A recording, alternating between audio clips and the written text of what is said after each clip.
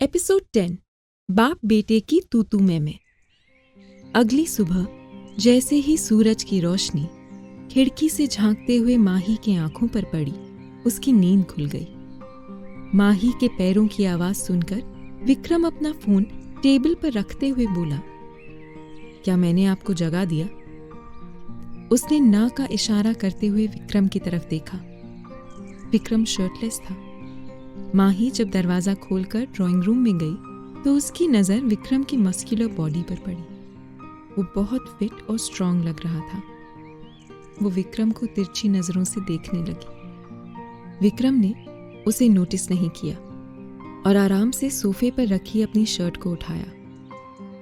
उसने अपनी शर्ट के बटन लगाते हुए कहा, एक बहुत जरूरी काम आ गया है तो मुझे जाना पड़ेगा। प्लीज आप बनी को उठा दो। ओह अच्छा ठीक है। उसने सर हिलाया। माही उसे उठाने के लिए घूमी ही थी, तभी उसने देखा कि नन्हा बनी अपनी आंखों को हाथों से मींचते हुए खड़ा था। उसकी आंखें अपने पापा को दुखी होकर देखने लगी। शायद वो समझ गया था कि अब उसको जाना पड़ेगा। बनी, अपने कपड़े बदलो। विक्रम ने उसे देखते ही स्ट्रिक्टली ऑर्डर दिया। बनी बिना सुने बेडरूम में चला गया और उसने दरवाजा बंद कर लिया। विक्रम माही को देखते हुए बोला, क्या आपके पास चाबी है? मेरे पास एक चाबी तो है, पर वो चाबी रूम के अंदर ही है। विक्रम ने गुस्से में कहा, बनी, आपको 5 मिनट का टाइम दे रहा हूं। अगर आप बाहर नहीं आओगे तो फिर कभी भी आपको यहां नहीं लाऊंगा। 5 मिनट हो गए, पर अब तक दरवाजे के पीछे से कोई आवाज नहीं आई। बनी, बाहर निकलो। अगर तुम मेरी बात नहीं मानोगे तो फिर मुझसे बुरा कोई नहीं होगा।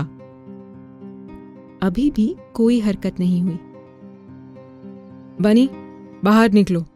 अगर तुम मेरी बात नहीं मानोगे तो फिर मुझसे बुरा कोई नहीं होगा। अभी भी कोई हरकत नहीं हुई। उस छोटे बच्चे पर अपने पापा की बातों का कोई असर नहीं हो रहा था। बाप बेटे की इस तू मैं को देखकर माही को हंसी आ रही थी, पर उसने अपनी हंसी रोक ली। ठीक है, कोई बात नहीं, अभी बाहर जाने में टाइम है। अगर बनी थोड़ी देर खेलने के लिए रहता है तो? उसने विक्रम से पूछा। विक्रम गुस्से में था।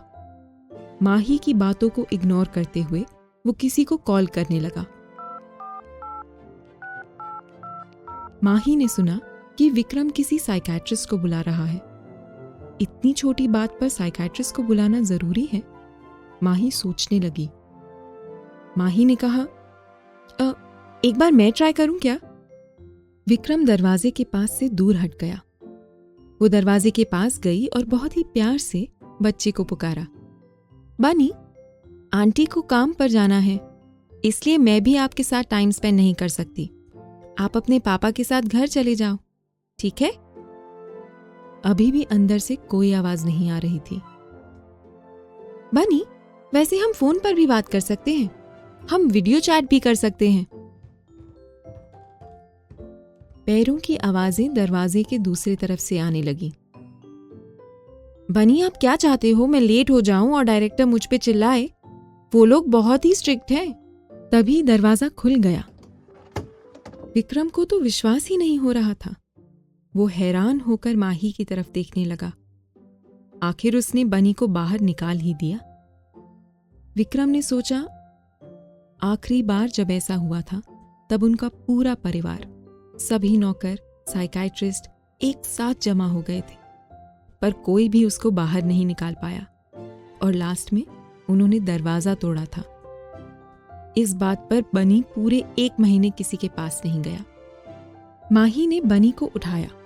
उसका उदास चेहरा देखकर वो उसे डांटना नहीं चाहती थी, इसलिए उसने उससे प्यार से बात की और उसकी तारीफ भी की। बनी कितना अच्छा है, थैंक्स बेटा, आप कितने स्वीट हो। बनी तारीफ से खुश हो गया और चुपचाप उसे एक कागज का टुकड़ा पकड़ा दिया। उस पर एक मोबाइल नंबर लिखा था। माही ने कागज का टुकड़ा देखा। ये आपका मोबाइल नंबर है? ठीक है, मैं आपको पक्का कॉल करूंगी। बनी के पास मोबाइल तो नहीं है, फिर भला उसने माही को कौन सा फोन नंबर दिया? विक्रम हैरान होकर सोचने लगा। विक्रम ने कागज का टुकड़ा देखा, उसमें विक्रम का मोबाइल नंबर लिखा था। तुम सच में मेरे ही बेटे हो, विक्रम मन ही मन मुस्कुराकर बोला। हंगामा entertainment, film city, Goregaon. Office के अंदर काफी शोर था। सभी के गॉसिप करने और हंसने की आवाजें गूंज रही थीं। तभी राकेश हांफते हुए ऑफिस के अंदर आया। उसने ब्राउन टी शर्ट का कॉलर ऊपर कर रखा था और लूज ब्लू जीन्स उसके स्पॉट शूज से टच हो रही थी। उसने अपनी ग्रे कैप कुर्सी पर फेंक दी और जेब से सफेद रुमाल निकालकर माथे का पसीना पोंछते हुए बोला, गाइस, फिल्म के बारे में एक बड़ी न्यूज है। सभी शांत हो गए और अपनी नजरें राकेश पर टिका दी। माही सेकंड फीमेल लीड के लिए सिलेक्ट हो गई है। Second female lead? रागिनी ने दांत पीसते हुए पूछा। क्या? वो फिल्म में इतना इंपॉर्टेंट रोल कर रही है, लेकिन उसने ये ऑडिशन कब दिया? अरे मैं खुद बिलीव नहीं कर पा रहा था, पर लोगों को बात करते हुए सुनकर मालूम पड़ा कि फर्स्ट फीमेल लीड के ऑडिशन के बाद कास्टिंग डायरेक्टर जाने ही वाले थे। तभी माही वहां पहुंच गई। उन लोगों ने माही को देखा, उससे थोड़ी बहुत बात की और माही को सेकंड फीमेल लीड के लिए चुन लिया। खैर, आपको उसकी वजह से टेंशन लेने की जरूरत नहीं है, आखिर मेन लीड में तो आप ही है ना, राकेश ने रागिनी को दिलासा देते हुए कहा। राकेश को आगे भी बोलना था, पर उसकी हिम्मत नहीं हुई। वो बोलना चाहता था कि माही की एक्टिंग उसका प्लस पॉइंट है। कास्टिंग डायरेक्टर का उसको देखते ही पसंद कर लेना कोई हैरानी की बात नहीं है।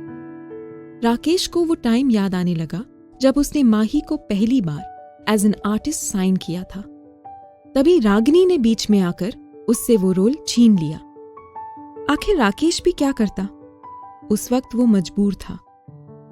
एक तरफ अपने करियर की शुरुआत करने वाली न्यू आर्टिस्ट और दूसरी तरफ एक स्ट्रॉन्ग फैमिली बैकग्राउंड के साथ फेमस सेलिब्रिटी। माया नगरी की बॉलीवुड इंडस्ट्री पर्दे पर दिखाई गई दुनिया से बहुत ही अलग है। यहाँ रियल लाइफ जितनी हसीन दिखती है, रियल लाइफ उतनी ही टफ है। यहाँ हर कोई खुद को आगे बढ़ाने से ज्यादा दूसरों को पीछे करने में लगे रहते हैं। एंटरटेनमेंट इंडस्ट्री में आप सिर्फ एक्टिंग और खूबसूरती के दम पर नहीं टिक सकते। इन सब के साथ कॉन्टैक्ट्स और सोर्स भी होने चाहिए, और आउटसाइडर्स को तो बहुत मुश्किलों का सामना करना पड़ता है, तब जाकर उन्हें कामयाबी मिलती है। रागिनी के माथे की शिकन बता रही थी कि वो कितनी टेंशन में थी। इस फिल्म में सेकंड फीमेल लीड का रोल करना भी छोटी बात नहीं है। राकेश जानता था कि रागिनी नहीं चाहती कि माही को ये रोल मिले। वो उसके साथ काम करने में बेइज्जत महसूस कर रही थी। मुझे डर है कि उसे इस फिल्म से हटाना आसान नहीं होगा। हमारी कंपनी ने इस फिल्म में बहुत ज्यादा इन्वेस्ट किया है। कोई रास्ता नजर नहीं आ रहा जिससे माही को रोक सकूं। फर्स्ट और सेकंड लीड फाइनल कर दिए गए हैं, और जितने भी आर्टिस्ट ऑडिशन देने आए थे उन सब में से कोई भी ऑडिशन क्वालिफाई नहीं कर पाया। पर मैं माही को इस फिल्म से बाहर का रास्ता जरूर दिखाऊंगी, चाहे कुछ भी हो जाए। रागिनी कोने में बैठकर अपनी सोच में गुम थी। कौन जानता था कि रागिनी के मन में क्या चल रहा था। मगर थोड़ी देर बाद उसके चेहरे पर एक शैतानी मुस्कान छा गई। कोई बात नहीं, अगर वो ये रोल करना चाहती है तो करने दो, वैसे भी उसे चीप रोल्स ही सूट करते हैं। रागिनी बड़बड़ाने लगी। माही को जल्द ही राकेश का फोन आया। राकेश ने बताया कि फीमेल लीड रोल के लिए उसे फाइनल कर लिया गया है। वो इस रोल के लिए तैयारी शुरू कर दी। माही, ये एक हिस्टोरिकल फिल्म है। इसमें फर्स्ट फीमेल लीड एक ब्रेव कैरेक्टर है। वो हीरो को आगे बढ़ने और सक्सेसफुल लीडर बनने में सपोर्ट करती है। इसी बीच सेकंड फीमेल लीड अपनी साजिशों से देश को बर्बाद करने में लगी रहती है। वो एक नेगेटिव कैरेक्टर है जो धोखेबाज और चालाक होती है। फर्स्ट फीमेल लीड उससे बगावत करती है और उसको एक्सपोज कर देती है। आखिर में वो पहाड़ से कूदकर जान दे देती है। माही का रोल नेगेटिव था। इस वजह से रागिनी कास्टिंग में इंटरफेयर नहीं कर रही थी। रागिनी जानती थी कि इंडियन ऑडियंस इमोशनल होते हैं।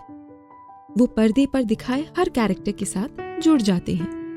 वो फिल्म की जिंदगी को जीते हैं और कई लोग अपने मन में नेगेटिव कैरेक्टर वाले एक्टर्स की एक बुरी छवि बना लेते हैं।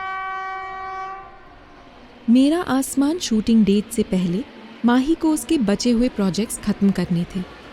आज शूटिंग मुंबई के छत्रपति शिवाजी टर्मिनस पर होने वाली थी। ये एक वर्ल्ड हेरिटेज साइट है जहाँ ज़्यादातर फिल्मों की शूटिंग होती है।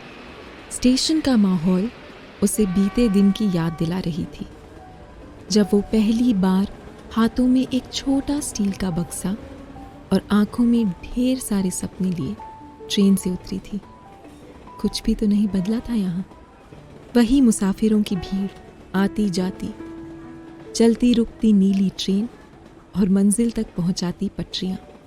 काले कोट वाले तहकीकात करते हुए टीटी, लाल कुर्ता, सफ़ेद पजामा और सफ़ेद नेहरू टोपी पहने दूसरों का बोझ उठाने वाले कुली, सबको लुभाने वाली बुक्स, खाना और चाय के अलग अलग स्टॉल वाली ये जगह अपने आप में एक पूरी दुनिया थी।